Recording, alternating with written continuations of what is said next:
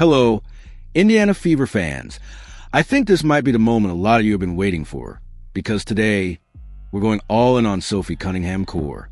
Oh, and while we're at it, it's probably worth mentioning that United Center tickets for the Sky versus Fever game dropped this morning, and they were gone in under a minute.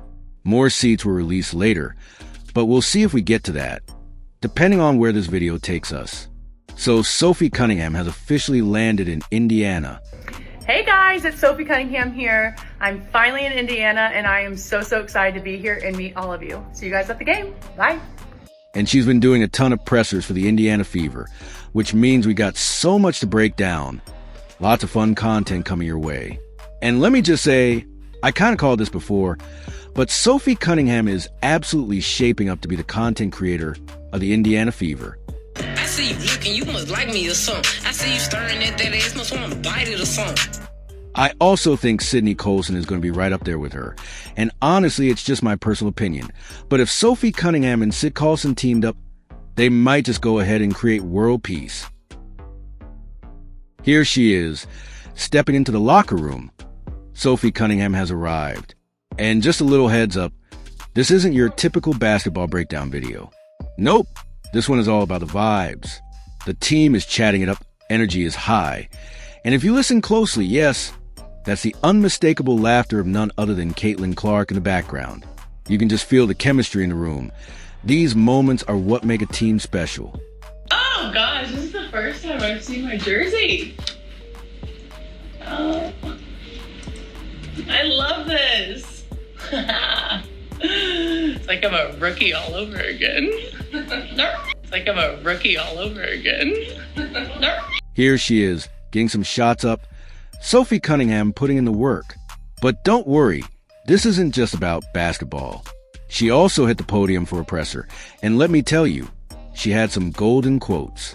And if you guys remember last season's All-Star game, yeah, that moment when Sophie, maybe a drink or two in, went up to Caitlin Clark and said, "Hey, come to Phoenix." Well, she finally had a response to that, and trust me, it's worth hearing. Would you like me to tweak anything or add more details? Game. We were just having fun. I mean, she was playing, I was having a good time on the sideline, and I kind of told her, I was like, hey, if you ever want to come to Phoenix, let me know. But that one kind of backfired on me. Now I'm here, which is great. Sophie Cunningham has been rocking with Caitlin Clark since day one. She's been one of the loudest and proudest supporters, not just behind the scenes, but publicly backing Caitlin in a way that not everyone has. Now, of course, there have been plenty of supporters, but not everyone has been as vocal as Sophie, or even Lexi Brown. And let's be real, while Lexi wasn't totally on board at first, once she played against Caitlin, she saw the truth. But back to Sophie. Here's what she had to say about Caitlin Clark. And trust me, you're gonna love this. Would you like me to add more personality or specific quotes? Earlier this month that you'd be the Sabrina Carpenter to Caitlin's Taylor Swift. That was a joke, but I guess people really took that seriously. People love it. So what excites you about playing with her this year? I mean, she has changed our game in the best possible way in every way. And so just to be alongside of her and maybe relieve the pressure, being able to shoot and spread the court for her to go do her thing. She's still young, and I think that I've been taken under, Diana took me under her wing, and I've learned a lot from her, and now I hope to kind of do the same for Caitlin if she wants it. I just think the relationship piece is huge, and when you're trying to do something great, it takes everybody, and so I want her to go do her thing, and anything she needs from me, I'm going to be here. But again, I think that just the competitor that I am, I'm fierce, I'm sassy, I stick up for my teammates, stick up for myself, and so sometimes I think that's okay to be feisty and to be yourself, but I'm excited to play in front of the fans. I think that she's drawn a lot of people, not only to Indiana, but to the women's game as a whole, and so just to be a part of something great, I'm just really happy to be here. And Sophie Cunningham has been all about supporting you love greatness. To see, you just support love for to see greatness, it, whether the Caitlin Clark was on her team she or never, not. even when she wasn't Sophie on has Caitlin's always team, been a she was very always a vocal very supporter. vocal supporter. She's all about and she inclusion, was not competition, kidding about and being bringing a that fire feisty to the player. game. She And was speaking one of of fire, the players in Sophie the top wasn't 10 kidding when she of called the herself last a season feisty in the player. WNBA She with the backs it most up. technical fouls. Last season, of which she landed a in lot the of top Mercury 10 for players most were technical up there. fouls in the WNBA. And she wasn't alone. A lot of Mercury players were right there with her. Quick side note from our Sophie Focus video. Diana Taurasi led the league in techs for 2024. Natasha Cloud, Tierra McCowan, and Kalia Copper all made the list. Araball, too. Caitlin Clark just missed the top 5, sitting at number 6. Brittany Griner, also on there. Kelsey Plum, yep. And Sophie, she came in at number 9, which, honestly, is kind of surprising. You'd almost expect her to be higher. But back to Sophie. Her passion for the game is unmatched, and her support for Caitlin Clark, that's real. Now, let's hear what she had to say. And here's Sophie Cunningham getting some reps in. Looks like she's locked in on that off-ball, spot-up shooting, just getting buckets. One thing's for sure, the Fever are not going to be short on three-point shooting. With Sophie in the mix, along with the shooters they already have, defenses are going to have a problem.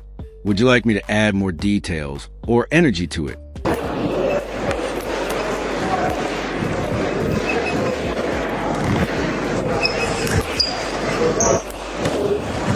And here's Sophie Cunningham putting in work. She's locked in on that off-ball, spot-up shooting, just getting those shots up. And let's not forget, in her WNBA career, Sophie is a 36% three-point shooter, which is pretty solid. As Indiana Fever GM Amber Cox mentioned in today's presser, that kind of shooting is exactly what this team needs. One thing's for sure, the Fever are not going to be short on three-point threats this season.